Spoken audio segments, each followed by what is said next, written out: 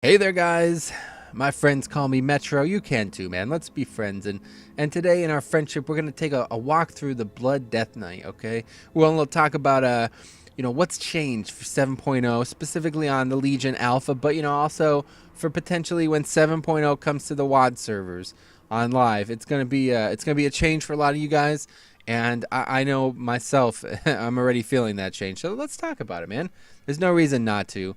Now, Blood Death Knight, okay? A guardian who manipulates and corrupts life energy to sustain himself in the face of an enemy onslaught. As you can see already on that character specialization page there, Merrowend, brand new ability. We'll talk about that and about every single ability we have here. So, first thing we want to talk about is all the abilities. All right, then we're going to go over how the class has changed, right? Talking about runes, talking about the presences and all this, don't forget. And then also we're going to talk about the talents and synergistic cohesion. Okay, so yeah, let's get right to it. Talk a little bit about these abilities here. Anti-magic shell, not changed. Arguably the most overpowered mitigation in the video game in some cases, and then the most useless in others. But hey, it's good to still have it. I'm really glad. It feels like a staple, so it's still there. Blood boil. If you guys have played Warlords, a Draenor Death Knight, you probably use this ability, hopefully once or twice. Does about 50% of my damage in 5-mans. That's pretty good. But yeah, I don't think it's going to do as much damage this expansion, but it still spreads the diseases, which is very useful for very specific reason, as you'll see here. Blood Strike, all right? So this is now your main melee filler, all right? Instead of just diseases and rune, the way the rune system works, this is basically a melee filler. And it puts up Blood Plague, all right? So now you only have one disease, and it is Blood Plague. No more two diseases, all right? It's just this one. But this is a little bit different, all right? It heals the caster for 1% of their maximum health every 3 seconds. It lasts for 30 seconds. So, yeah, if you're fighting like 30 mobs like in a CM, it's going to be healing a lot, man. And you're going to see this trend like just exponentiate over the time we talk here. Really, Death Knights are really, they're basically a healer. They're a healing tank now. It's pretty ridiculous. But yeah, so you would Blood Strike and then spread it to all those mobs. Blood Plague is just going to carry you, hopefully do a lot of healing. So Breath of Sindragosa we're skipping because that's a talent. Control Undead, it's your typical, I don't know, like situational, fun, RP type niche thing. I've never really seen it used in a raid, but I remember it being used in mob CMs and here and there. So yeah, it could be pretty cool. Dancing Rune Weapon it hasn't changed significantly, but there's some synergistic stuff to talk about later on with it. And then yeah, it does grant an additional 50% parry, which yeah, I mean this is a big ability now. Since DKs have lost a lot of their actual mitigation, this is going to be one of your better ones. And of course, it can still, it doubles your attack. So like in WoD, you would put up 2 sets of diseases, spam Blood Boil, like that, and then Death Strike if you wanted to, if you didn't want a Blood Boil for 1 global, something like. Anyway, yeah. So then Dark Command, obviously that's the taunt, no difference there really, at least none that I've seen. Now Death and Decay, this is like, there's basically 3 main abilities, and this is one of them. All right, Death and Decay is a 30-second cooldown still. Functions the exact same as it does on live WoW, but the difference here is that while you remain within the targeted area, your Blood Strike will hit all nearby enemies. So, I mean, I guess that saves you a global, first of all. It saves you the Blood Boil global. Also makes me think that Blood Boil is going to fall even further down the DPS chart, which is completely understandable after seeing what happens in Warlords of Draenor, right? But yeah, so you put Death and Decay down, Blood Strike, and now everything in Death and Decay has your disease on it. You don't have to Blood Boil again. And it did, let's go back to Blood Strike. I mean, look at that number. That's a pretty high number. 10k physical damage. It's not bad, right? So yeah, assuming this is going to be equatable to high damage. And then there's some synergistic stuff that we'll have to talk about a bit here as well. So then, of course, Deathgate. That's how you're going to get here, which is the DK class hall. Death Grip doesn't really change, but still ridiculously overpowered in some cases. And then Death Strike, all right? Here's the... This one's like, it's not new, right? But it's new, all right? This is I don't know. It's hard to explain. But the whole way the Death Knight plays now is all about healing. So this ability goes... It's a little bit different now that runic power is the way it is, all right? So basically every other one of your abilities do they build runic power, and then this spends runic power. And as you see there, it's 40, meaning that you could only ever use it back to back twice. So all these people complaining about the play style changing, it's still the exact same. You could only ever have used this back to back twice, unless you were doing certain things. But in general, this is how it's going to work. But you see there, if you are below 35% health, all runic power is consumed, increasing the potency of the healing effect. I'm not going to lie to you guys. Obviously, this is a little bit bugged, maybe still untuned properly. But I'm healing myself a fucking lot with this ability. And especially since, it's basically two fillers, Death Strike if you need. Yeah, it's really good. And there's no more resolve. So I'm I'm really surprised to see how much it heals for and how much the DK heals for in general. Now, there's Death's Caress, all right? This is basically, this is now your ranged filler, all right? Long story short, it also puts up Blood Plague. So here you'll run into a pack, you'll hit them with a Death's Caress, hit another one with the Death's Caress, and then AoE grip them together and start building, full damage and everything else. Blood, whatever you got to do. But yeah, it's basically just Death Coil, only now it also, gives the Blood Plague out to the target that you hit with it. That's a talent. We're not going to do that. But here's then the third new ability, okay? Marrow Rend. It's 2 runes, all right? So once again, as you see up top there, I have 7. We'll discuss that why that is in a bit. But this does a lot of damage. 20k physical damage and generates 3 charges of Bone Shield. So this is kind of your antithesis to, Death Strike's mitigation. This is more a actual mitigation. The other one's a heal, basically. This one's more an actual mitigation. So it's going to grant Bone Shield now, which Bone Shield is completely changed. Bone Shield is now like this passive ability that gets granted in this way and 2 other ways. But it's going to surround you with a barrier that reduces damage you take by 25%. That's a lot. Each time you get hit with it, it consumes 1. So if you're playing at a high level, Marrow Rend is going to be something you use often, trying to keep at least 1 to 2 stacks of Bone Shield on at all times. And you could always generate 2 runes in those 2 stacks, usually. But we'll talk about what that does for the rotation in a bit. Mind Freeze, nah, it's not any different. Path of Frost, same deal. Raise Ally, same deal. That's a talent. Strangulate, it's talent also, really. It's the same. It's the same abilities. These haven't changed, okay? But this has. Vampiric Blood, it hasn't changed, but let's talk about why Vampiric Blood is something to discuss here, okay? So we've lost Icebound Fortitude, okay? Meaning we no longer have that shield wall type ability, but that doesn't actually affect us at all. I've done a lot of stuff so far on this alpha, and Vamp Blood is more than necessary. It's all you need right now, because the amount of healing you do, it's absurd. It's absurd. It's unbelievable, and I'm sure it's going to be tweaked and tuned, but it doesn't matter. This is the model, okay? So if you're watching this a year from now, you're still so reliant on Vampiric Blood, because it also increases all healing received, right? So from outside sources as well. It's just super useful, and in my opinion, this is the ability that we want anyway. So I'm happy that it stayed. Icebound, RIP, but it's completely fine because this is what we wanted anyway, okay? So yeah, let's see what else we got here. So Crimson Scourge, your successful auto attacks. 25% chance to reduce death and decay. Not any different, right? That's the same. Blood Shield Mastery. Each time you heal yourself with Death Strike, you gain 51% of the base amount healed as a physical damage absorption. Also increases your attack power. So yeah, this is the mastery. Not really any different, but yeah, if you can stack mastery with the amount of healing Death Strike does, yeah, I think you're going to be unkillable. A Might of Morgraine. So yeah, that's the, I don't know what you'd call that, but increases the magnitude of Death Strike critical heals by 50%. I think that's already in. And yeah, all this other stuff is pretty much the same. There's like the tank, whatever you call that. I don't know. But anyway, all right, so that's that. So we've seen all the spells now. And as you can see, you can pretty much count them all on 2 pages, which a lot of people are probably like, I'm so hardcore. They ruined the game. They took all these spells out. But they didn't actually, all right? So let's talk about how spells are operating now. So now we're going to look at the talents, all right, to segue into that. So as you'll see here, at least on my UI, right? So let's take a look at this here. Rune Tap. Rune Tap is an ability that is on, it's a talent, okay? And when I select it, I can use it. When I don't select it, it's not there, but it's still on my bars.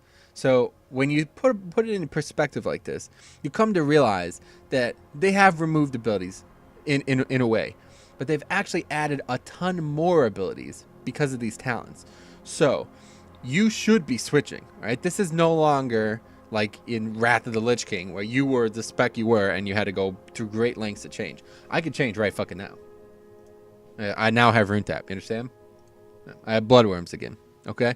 So, that being said, that's very, very important. And you can do this in dungeons and raids. Like, you can literally, I could literally change right before trash, pull trash, change back to Bloodworms for the next trash, back to Rune Tap for the next trash, stuff like that. Obviously, if it incurs the CD, I assume, things go a little bit differently there. But the fact that you could constantly switch talents is the reason they removed a lot of abilities, because they want you to do this, all right? And I know people aren't going to do this, and they're going to complain that they have no abilities to use. But if you play your class properly, you will be switching talents somewhat often. I guarantee that. It may not be all the time, and certainly it may suffice to just keep one tree the same way and play that way all the time. But I promise you that between the artifacts and now the PvP talents as well, and then, these... the regular talents, there's a lot of variation, and you're going to need to be able to play your class in a few different ways. But anyway, let's look at the talents real quick. So the first here is Bloodworms. All right, this is back. Basically, same deal. Whenever you Death Strike, that would heal you past full health, you get a Bloodworm, and it explodes. It does a lot. All right, I like that talent. Feeding Frenzy says not yet implemented, but excess runic power consumed by Death Strike increases the potency of the heal by an additional 15%. So that's something we talked about already. The whole that like new like extra runic power used kind of thing. And then of course there's Rune Tap, which is completely different than what it is now. It consumes a rune to restore 20% of your health. You may recast this ability within 3 seconds. So yeah, I've kind of waffled between Bloodworms and this, but either way, the point is that you have a lot of fucking ways to heal yourself, so that's great. The next tier is pretty interesting. Your Defile or Death and Decay deals 25% more damage to players targeted by Blood Plague. Or to targets, right, not players. You gain 50% increased healing from Blood Plague while standing in your Death and Decay. So, yeah, so remember that situation we talked about before? Well, welcome back to it. Death Knights, still, I mean, at least based on this, sound like they're going to be the gods of AoE and the gods of self-healing all at the same time here. So you're basically going to round up 30 mobs together. Pop your active mitigation, which is now the rune weapon, and it's going to increase your parry by 50%. You're going to build up Blood Plague on all the 30 of those targets, and then throw down Death and Decay. And guess what? Death and Decay is going to do a ton of damage, and you are going to heal even more. All right, so I'm really liking this talent so far. Rapid Decomposition is #1 for me. But there's also Ossuary. Standing in the Death and Decay causes your Marrowwind to hit multiple targets. And if it hits at least 2 targets, an additional Bone Shield charge has a chance to be generated. This is a cool talent. It basically just increases the synergy, but I don't like it because of a talent on the 75 tier, right? But either way, it's pretty cool, and I guess, if there's a situation where you're fighting at least 2 targets constantly, then this is probably going to be the one you'd want. Then there's Consume Vitality. Drains the life of all nearby enemies, damaging them for all that and restoring 25% of your missing health. So that sounds fucking good as well, right? I haven't really had a chance to test all these, but all of these tiers... all of these talents on this tier are really, really useful, especially Rapid Decomposition, and I'd imagine Consume Vitality as well. And then that's the best thing, now I have Consume Vitality. Look at it, it looks pretty cool, doesn't it? So anyway, let's keep moving here.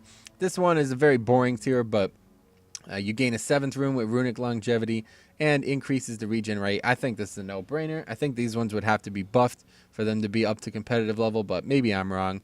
Yeah, this is really, this is the same deal here. Have a 1% chance per runic power spent to activate a random fully depleted rune. That's literally, yeah, these are the same as they are on live, I'm pretty sure. So, yeah, I'm going to go with Runic Longevity there. I'd imagine that will be changing. March of the Damned, we have this already. It's, I can't remember the name of it, but anyway, it looks the same. And, yeah, you no longer get stuck by control of your character, which is good because that that's pretty needed, I'd say. Another spell breaker. This is kind of like I think paladins and monks have talents like this currently. Just an increase to magic, reduction, and anti-magic cell specifically, which is obviously very nice. There's a lot of magic damage in the dungeons I've done so far. And then desecrated ground, of course, same deal as it is on live. Now the 75 tier is the one I was talking about previously. These are all really good abilities. You know, having to choose between Purgatory and Deathback on live would be a tough choice. Deathback is really good, and of course, you know, these are the same abilities basically as they are, but I don't know which is better of the two, but I'm going to go ahead and take Exhume, because what Exhume does is allows you to focus way more on healing yourself. Every 1 minute, you'll get 10, basically, you get guaranteed a bunch of bone shield stacks, all right? Which is 25% reduction. And this is much needed. If you don't have this ability, you're probably not going to be able to keep bone shield up often. And especially in the beginning of boss fights, it would be tough. So this ability gives you a nice little buffer window, and it's only a 1 minute CD. I think this lines up really well with Death Knight's new playstyle, and I'm pretty excited for it. Then, of course, we have these. You know, the 90 talents. Here we go. Gorfine's Grasp. Hard to argue that that's not one of the most impactful abilities in the game. But, of course, you have Remorseless Winter, which is the same. Now, I heard some things about Remorseless Winter becoming a different type of ability for Frosty K's. So, I don't know. Maybe this is going to go away. But currently, this is how it is. And then Asphyxiate as well, of course. You know, not really any different. If you like the single target stun, you take that. If you prefer the AoE stun, the shorter AoE stun that doesn't silence as well, then you'd have to take that. Now, 100 is where the interesting ideas come in, okay? We have a new one here called Bone Storm. A whirl of bones and gore batters nearby enemies 3 times per to deal 5,000 shadow damage, healing you for 1% of your maximum health per strike. So this is pretty good. This heals a decent amount and does a decent amount of damage. Then, of course, there's Defile, which is the exact same as it is on live. Grows a lot, does a lot of damage, and reduces damage they deal to you. And then there's Breath of Sindragosa. I think everybody knows this one as well, but there's a difference. Breath of Sindragosa now heals you for 25% of all damage taken in the last 6 seconds, which is apparently a minimum of 3%. And then it triggers Blood Shield as well, okay? So that's interesting. I mean, I like this. I've been using this for a little bit here. And now with the way runes work, you could keep this up even easier. You're pretty much guaranteed to at least, yeah, you can keep it up for a decent period of time. It's hard to quantify really, but yeah, I do like it. So let's talk a little bit about how things have changed rotationally, and of course, you know, the class in general. So if you guys haven't been able to tell by now, okay, there is no longer, you know, the runes. The rune thing is completely different, right? They removed runes, quote unquote, and now they're all death runes, and everything just costs a rune. Now, people say they don't like this idea on paper, but I like it already. I was skeptical of it on paper, but in actuality, it works perfect. Basically, you're now dealing between Blood Strike, you're dealing between Marrow Rend, and Blood Boil as well. And then, of course, if you need a ranged ability, you're using Death's Caress. It just feels better. Currently on live, I mean, I feel like as a tank, you don't even worry about your runes anyway. You just spam Blood Boil every global, like literally 4 globals in a row. Plague Leech, get 2 more uses, and then use Empowered Rune Weapon, use it 2 more times. You know, like, it's just, I don't feel like I'm actually mastering the rune system. So this is fine by me. I like this a lot. The presence thing, that has changed, obviously, as you see above my toolbar there is no presence. And that's fine too. The only time I ever use Unholy is because of speed, and yeah, it's just, it was nice to have, but I don't know, it wasn't really needed. It didn't really do anything. In fact, I think I messed up more times than I did use it properly. Like, I'd use it for speed in a CM, and then I'd misclick and not actually change it. So I'd be doing the boss with Unholy and we'd wipe, you know, stuff like that. It's just, obviously that's poor play, but I don't feel like that levels a complexity in that actually matters. It's just like, I don't know, it's just stupid. It doesn't really make you a good player if you can use abilities like that. So I'm gonna stick with that anyway. I like the way it is currently, but yeah, the playstyle itself has dramatically shifted, and a lot of it is because of this here. Okay, so this, let's take a look at the artifact itself. So that's the artifact there, Maw of the Damned. I've made videos on that, you should check it out. But the ability that it grants is why this class is now ridiculous. Okay, yeah, your harmful attacks have a chance to deal 75k blood damage, 7.5k blood damage, and increase your health by 15% for 10 seconds. Okay. Yeah, that's pretty nuts, but that's not really, like, it's not too far of a stretch. And then you combine it with the on use, all right, which you're going to get from the talent. Let's go ahead and take a look at that real quick. It's right over here. And yeah, I'll show you guys all about how this class has evolved into basically a healing machine, right? So here's what the Maw of the Dam's talent tree looks like, all right? And in the center of it, we have consumption, all right? This focuses dark power into a strike that deals 55k physical damage and heals you for 100% of all damage taken. Note the cooldown.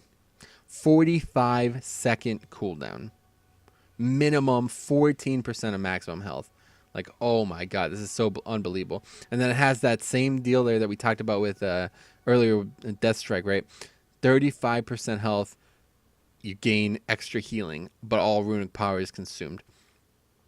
And it doesn't actually use runic power currently, right? So yeah, this ability is unbelievable. I'm literally able to solo Halls of Valor. I can solo the dungeon that's out currently. It's unfathomable how good this is. And then, these other ones here, a lot of these, aren't actually ready, not yet implemented. And yeah, so it's going to be interesting. But either way, as soon as you hit 100 and, the 7.0 is out now and you're ready to go, I'm thinking that you're going to like your Blood Death Knight. It's very healing responsive. Very little actual mitigation, not active. Very little actual mitigation. It's all about being able to heal up a larger health pool than you're normally used to sustaining with. Sort of a mix between how it was in MOP and WAD.